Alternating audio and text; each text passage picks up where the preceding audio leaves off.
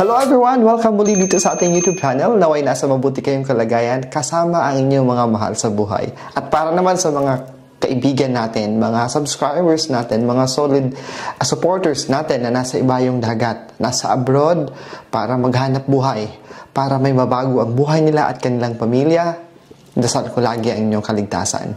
At exciting po ang vlog natin ngayon dahil ang pag-uusapan natin ay ang mga pagkain, mga food offering para sa isang masaganang bagong taon.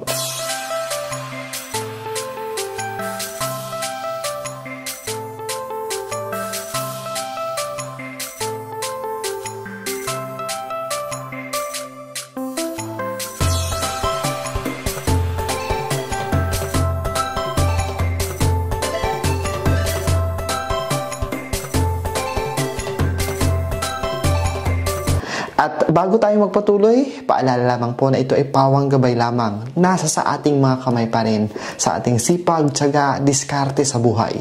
Relasyon sa mga taong nakapaligid sa atin at relasyon natin sa may kapal ang magbibigay sa atin at tutulong sa atin para magtagumpay sa buhay.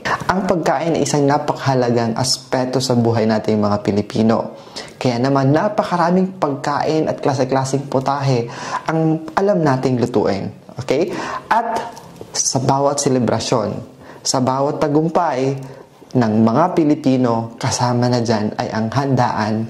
At pag tinatawag na natin handaan at kainan, nako, sandamukal at napakaraming pagkain po. Pero iba at espesyal kapag ang pinag-uusapan natin ay ang pagsalubong ng bagong taon.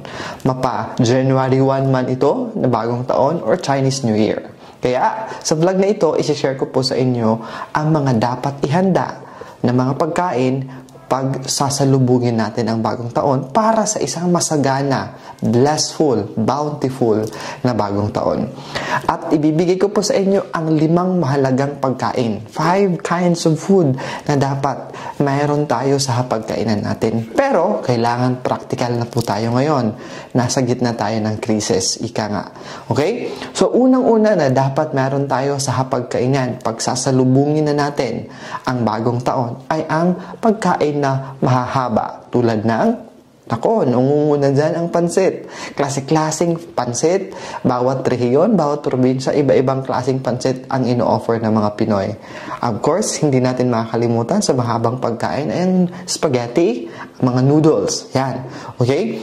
So, kinakain natin ito dahil ito ay sumisimbolo ng mahabang buhay. Hindi lamang mahabang buhay, gusto natin healthy na buhay. Okay? So, kung lulutuin nyo po ang mga pagkaing nabanggit ko, kasi kadalasan, yung iba, hindi naman lahat, pero yung iba, pinuputol-putol nila ng maraming beses ang noodles or yung pasta or yung pansit. Okay? Naiintindihan naman natin na kailangan natin siyang putulin dahil sa kailangan pagkasyahin sa cooking pot or sa ginagamit natin na lutuan. Pero 2 beses na puputulin natin yung spaghetti pasta or yung noodles, okay na po yun.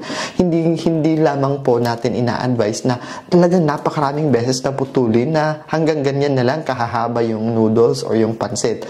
May nabisita akong fiesta na talagang putol na putol yung mga pansit at saka spaghetti nila.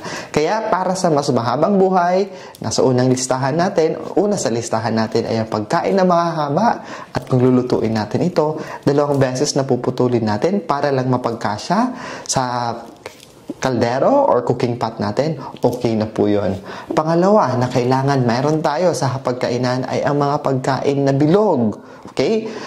Franz, ano ba yung mga halimbawa ng mga pagkain na bilog? Kasama na dyan ang mga squid balls, boiled egg, yung itlog na nilaga, at saka meatballs. Kasama na dyan sa mga round or bilog na pagkain.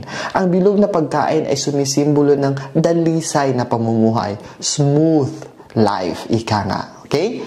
Pangatlo sa listahan natin ay ang sweet, matamis, at yung malagkit na pagkain. Tayo mga Pinoy, marami tayong mga sweet, matatamis na pagkain at lalong-lalo na marami tayong mga pagkain na malalagkit. Sa Chinese, kadalasan ang hinahanda natin ay ang tikoy. Pero sa Filipino version, pwede tayo ng sapin-sapin.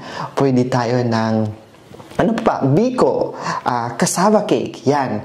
Dahil ang mga malalagkit na pagkain at matatamis na pagkain ay sumisimbolo ng bond. Okay? Bond at pagkakaisa at yung harmony, yung relasyon natin, yung mas magandang relasyon natin sa kapamilya natin, kamag-anak natin, sa ibang tao, sa mga katrabaho natin. Kaya, maghanda tayo ng matamis at malagkit na pagkain.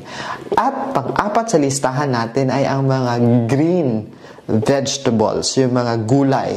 Kasama na dyan ang pechay, kangkong. Dagdagan nyo nga, comment nyo nga yung iba pang mga green na vegetable na pwede nating ialay o offer, ihanda sa pagsalubong natin ng bagong taon. Okay? Ang green na mga vegetable na ito ay sumisimbolo ng health and prosperity. Gusto natin mahabang buhay, kakain tayo ng spaghetti ng pansit, at gusto natin yung buhay na yan ay healthy, samahan natin ng green vegetable, green leafy vegetable. Of course, tayong mga Pinoy, marami tayong mga green leafy vegetable sa mga backyard garden natin, di ba? Para mas makamura, siguro mas maganda yung tinatanim lang natin sa kilid or sa likod ng bahay natin. Panglima at panghuli sa listahan natin ay ang seafood. May mga paniniwala daw na pag seafood daw, naku, wag maghanda ng isda kasi tumatalon. Wag maghanda ng shrimp or ano ba yung Tagalog shrimp, kasi tatalon daw, aalis, tatalon. So, sa feng shui naman po, ang paniniwala ng fish, shrimp at crab or anumang seafood na pagkain, ito ay sumisimbolo kasi ng abundance. Isipin niyo ha, kapag ang isda ay lumalangoy sa ilalim ng dagat, tingnan mo, hindi sila lumalangoy ng mag-isa lang. Talagang hatak nila ang napakaraming iba pang isda. Meaning to say, that's a symbolism of abundance and good fortune. Kung mag-offer naman tayo or maghahanda naman tayo ng seafood, halimbawa ay isda, mas mainam na i-offer natin or ihanda natin, i-serve natin sa hapagkainan ang buong isda. Halimbawa na lang is fried fish, yung buong isda na fried fish, or di kaya naman steamed fish. But of course, nandun tayo pa rin sa mga practical. Okay? Practical. France, paano yan? Wala eh. Ano lang talaga, fish fillet lang talaga. Okay na yun. Okay? Okay na po yun. Pero, kung may chance naman, kaya naman sa budget, yung buong isda. Mas maganda po yun, yung buong isda. At, isasama din natin, no? Though sinabi ko 5, nasasama din natin kasi may mga paniniwala na ang chicken daw or manok ay or duck ay hindi magandang ihain or i-offer na pagkain pagpasok ng bagong taon kasi lilipad daw yung swerte. Alam niyo po ba na sa Chinese feng shui, ang chicken at duck ay sumisimbolo ng magandang oportunidad at good news or magandang balita. Okay? So, si chicken and duck ay pwede pong i-offer natin sa hapagkainan po natin. Friends, may mga katanungan din po like ilang putahe ba, ilang menu ba dapat kasama na i-offer namin or ihanda namin para sa bagong taon. I would always start with 5 or odd numbers, okay? 5, 7, 9 na dami ng putahe or menu na isi-serve natin. Bakit odd numbers? Bakit hindi even numbers? Kasi pag sinabi natin even numbers in Chinese numerology, meaning to say stagnant. Okay? But we wanted to have progress. Yung nag-i-increase, yung may progress, yung aangat. Kaya ihahanda natin ang dami ng pagkain into odd numbers. Friends, kasama na ba dyan? Pag magbibilang ako, nagluto ako ng pansit, na meron akong meatballs, meron akong cassava cake, meron akong pechay na gisadong pechay, meron akong prinitong isda. Friends, kasama na ba dyan sa bilang ng menu or ng ihahain namin? Ika-count ba namin yung si rice? Tama po, counted po yan si rice. Kasi rice, pwede kasi tayo maghanda ng fried rice. Kaya, rice is still part of the food na ihahanda natin sa hapagkainan. So, halimbawa ay meron tayong pansit, meron tayong malagkit na pagkain at matamis, biko, ano pa ba yan? Vegetable, tapos meron tayong isda, tapos meron tayong rice, so 5 na. So pwede na yon. Pwede na po yon. Okay? So, sa paghahanda ng pagkain, lagi nating isaisip ang practical na approach, ang practical na simbolismo mismo ng mga pagkain na yan. Hindi yung mga sabi-sabi lang. Ika nga. But of course, depende rin po yan sa inyong paniniwala. So yun po yung 5 mahalagang klaseng pagkain na dapat ihanda natin pagpasok ng bagong taon or pagsalubong. Ialay natin sa pagpasok at pagsalubong natin sa 2023. Naway nagustuhan ninyo at may natutunan kayo sa vlog natin ito.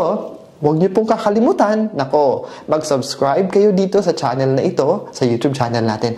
Palagi ako nag-upload ng mga kaabang-abang, mga interesting na mga vlogs at videos. Kaya naman, i-click nyo na rin yung notification bell para lagi kang mauna. Also, mayroon din akong Facebook page para sa mga announcement, motivational quotes, at marami pang iba. Follow me on my Facebook page. Mayroon pa akong bagong YouTube channel and that is Franz Byron PH. We will be posting a different vlog, a different content na mga vlogs sa channel na yan, kaya bisitahin nyo na at mag-subscribe na po kayo. Muli, maraming salamat sa patuloy ninyong pagsusuporta, panunood, paniniwala at lalong-lalo na sa inyong pagmamahal. Kita-kita tayo sa susunod kong vlog dito sa channel na ito at sa isa ko pang YouTube channel. Naway, tanggapin natin or matanggap natin ang lahat ng kasaganahan, lahat ng inaasam-asam at lahat ng pinagdarasal natin sa bagong taong 2023. Ingat always!